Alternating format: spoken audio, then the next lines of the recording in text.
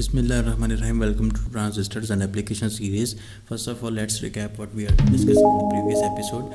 Last time we are clearing our basic concepts. For example, in the previous episode, we derived some calculations, some formulas, and we will try to calculate some basic currents, that are the three currents: base currents, collector current, emitter current, base emitter voltage, 3 voltage, base emitter voltage, collector emitter voltage at collector with respect to base, and 3 voltage and 3 currents we calculated and clear some basic concepts that we derived in the previous episode. And in today's episode we are going to discuss the collector characteristic curve.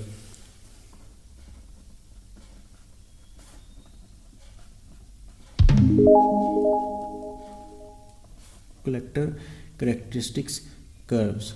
As the name indicates, collector characteristic curve, basically this collector is our output, and you know that if this is our bipolar junction transistor and this is our base, and this is base and this is the collector, and I said in the previous episode that this is our input, this side is the input side, and this side is our output side. And remember that in input side, this is our emitter is common on input and emitter is also common in our output. The only difference between input and output is the base is towards input, and the real output we are obtaining is from the collector side. So that's why we use the collector, because emitter is same in both cases. So in output side we basically have a focus on our output. So in today's episode we will try to change the input, vary the input, and vary the input, and let's see what happens to the output. And so that we want to vary this, so we use here variable voltage source, because we want to check what happens at different voltage, and we want to vary the VCC as well. So we also use a variable voltage source here also. Let's say this is the RB, RC, and here this current is IC, and this current here it is IB. This is the IE emitter current. This is NPN, and in other words, let's start the discussion from another thing, that is the collector characteristic curve. This is the VCE. This is our output voltage across this bipolar junction transistor, and this is VCC. When we increase VCC and our VCE increases, our current increases. But first of all, let's say that this is a short circuit, here nothing, VCC is 0, and let's start increasing this VBB from 0 volt. VCC is equals to 0 volt. VBB is let's say starting to increase from 0 volt to 0.1, 0.2, 0.3, 0.456, and 0. Until 0.7. Let's say VBB is nearly approaches to 0.7. What happens when VBB reaches to 0.7? Try to discuss this simplest form. This is emitter, this is base, and this is collector. This base is connected here like this, and this is short via this, and here VCC is 0 volt, and I uses a short circuit here, right here, because this looks like this is nothing. So base is right now P, N, and this is also NPN transistor I use. So P is connected with positive, and negative is connected with this emitter side. While you can see that this is, I explained many times, these junctions are just like normal PN junction diode. There is no difference between diode junction and bipolar junction transistors junction. So these are the same. First of all, let's discuss this half of this junction, and just discuss this half. This one I change this highlighted portion. Let's discuss. When I increase this voltage and go to 0.7 volt point, when I reaches this point where the voltage is the 0.7 volts, and it's clear now, okay, 0.7 volt, and then what happens? Base emitter junction becomes forward bias. base emitter junction becomes forward bias. And one thing note here that this base emitter junction become forward bias, but this negative also goes here from this side, it reaches to the collector, and collector here is also n region, which is the negative, have majority charge of electrons, means to say it is also has a negative. So let's say discuss right now this p-n junction diode looks like a normal p-n diode. The means to say that this is p side is connected with positive, the negative is connected through this here with the n region. So it means that when it reaches to 0.7 volt, it is also sufficient voltage to forward bias this junction also, because p is connected with positive and n that is collector is connected with negative. Means to say that our base collector junction is also forward bias, and this will remain in forward bias until there is no another voltage that opposite voltage that change this to positive here, or just decrease this from 0.7 volt to below 0.6 or any other voltage. If we increase this 0.7 volt to further, they will stay in forward bias situation. The base emitter junction and base collector junction are forward bias, and this situation is called, whenever both junctions are forward bias, this is called a saturation region. This region is called saturation region. Remember that in saturation region our both junctions are in forward. One thing right here need to focus, that is from where the current flows. Current will follow through the base emitter junction, this path. Current follow this loop from base towards emitter and then reaches here to the VBB.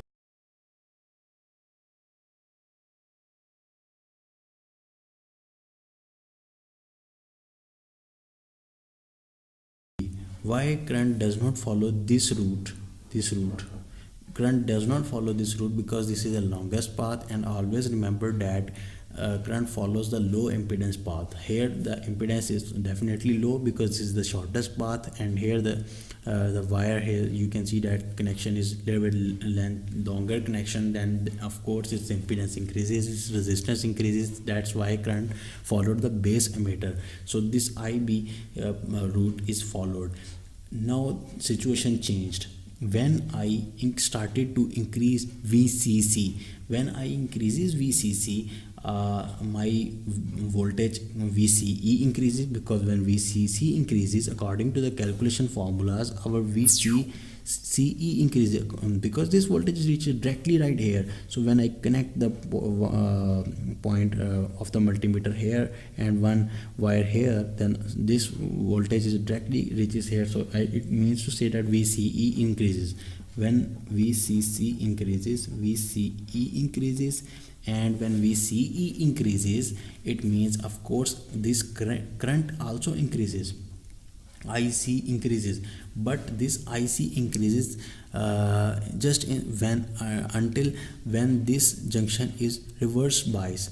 This will stop increasing IC when this this will become reverse bias, and no current can flow through this. And right now these both junctions are here forward biased with respect to the base, and when forward bias it allows current to pass like normal PN junction diode. You know that when it is a forward biased depletion region, you can see that this here it is a current and here this is voltage.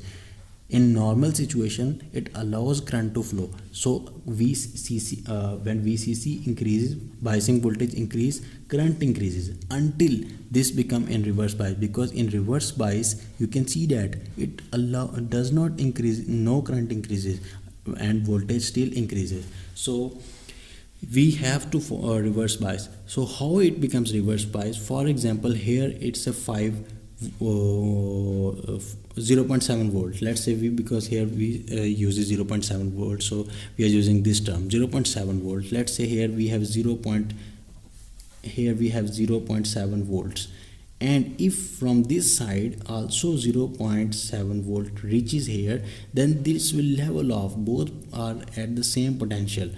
So if they are, this is a scenario like this. This is a P region and this is an N region. P is basically base region and N is at collector region, and here a positive power supply is coming, and here a positive power supply is also coming, but this power supply wants coming from the VBB, and this positive supply is coming from the VCC at collector. But remember that this VCC is connected to the positive, connected with the N side, and this VBB of the positive is connected with the P side. In other words, this want to make it a forward bias, and this VCC tries to make this a reverse bias. And in this situation, so we will follow the current. Current will follow the path that, which is at higher potential. If VCC increase VBB, if VBB is greater than VCC, it is the situation is forward bias. This junction will be in forward bias that we already discussed, and this is called an active region. Sorry, and not an active region. Not a normal operation region. This is called a saturation region. When VCC increased from VBB, this increases, because this is a variable source and we are increasing, then it becomes a reverse bias. I'm really sorry for the lighting problem. Anyway, when we are talking about when VBB is greater than VCC, then it is a forward bias situation. When VCC increases from VBB, then the current will follow the rule of this that says that you must have to be reverse bias. In other words, when here it is a 0.7 volt, when here this will increase from 0.7 volt, then this junction become reverse bias. So when this junction become reverse bias, when base when VCC increases from 0.7 volt, then base emitter junction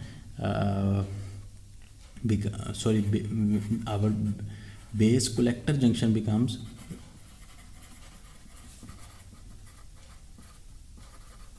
when our base collector junction become reverse bias and base emitter is already in forward bias, base emitter junction will have no effect of this. Base emitter junction will stay in forward bias. When this situation one is forward bias, we are already familiar with this issue, and this is called a amplifier state, or you can say that linear region or active region. This is the most widely used region, active region or linear region of the bipolar junction transistor. But what happens next? When we increases IC, our voltage increases. Now our current stop increasing, because you can see that in reverse bias no current increase in the depletion PN junction diode. This is a graph of the junction barrier potential, because barrier potential widens, and due to the widening of the depletion region, I explained that here little bit very small leakage current. Due to this, will be a small leakage current in even in reverse bias. IC increases but very less due to widening of depletion region. One more important thing, beta DC is equals to IC over IB. When IB is still at a constant, right now we had said that IB is 0.7 volt, and we are not changing this VBB. So if we are not changing VBB and our IB is still constant, and if our IC little bit changes, let's say increases, when this increases little bit, then our beta DC also increases. One at the end. Now the last situation is this: when we continue to increase VCC, we continue to increase. It is in reverse bias, base collector junction. Remember, in reverse bias, base collector junction is in reverse bias. But what happens when we continue to increase the voltage?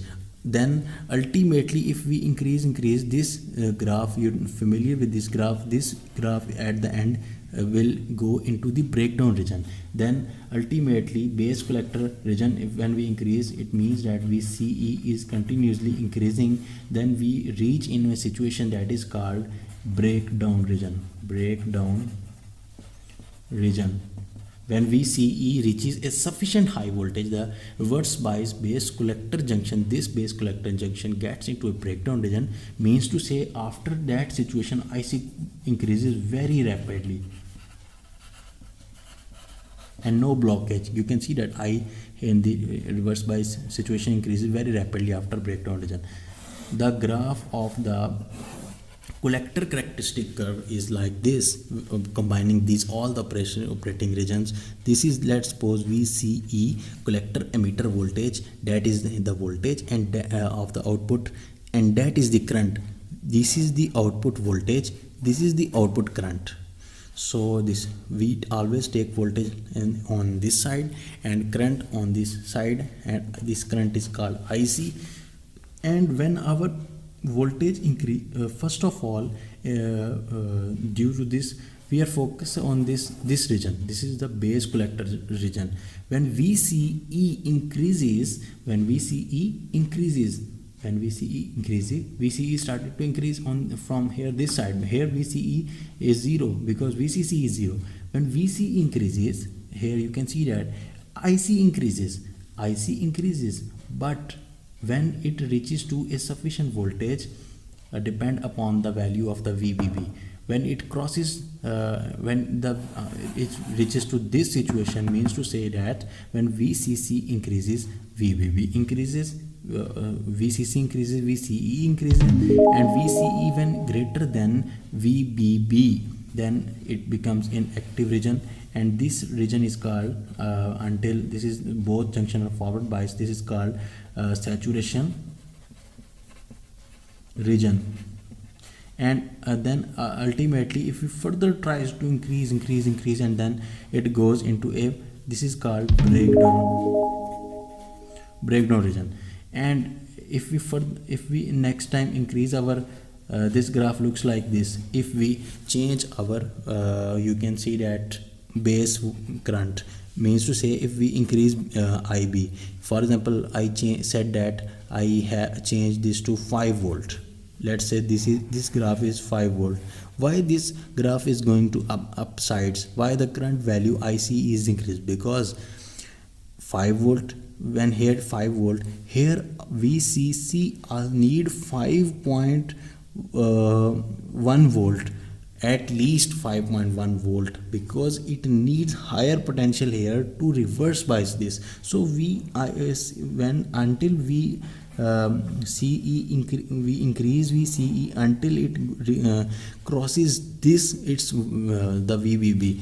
So means to say that when VCC increases and crosses the value of the VBB, then it goes in active region. When IB is has a higher value, then of course it takes some time to cross the value of the IB. When IB has even 7 volts, then here also needs 7.1 volts, minimum 7.1 volts. So for 7 volts, here we need further, for example, this is 5 volts, we need 7 volts, and after that we go into the active region.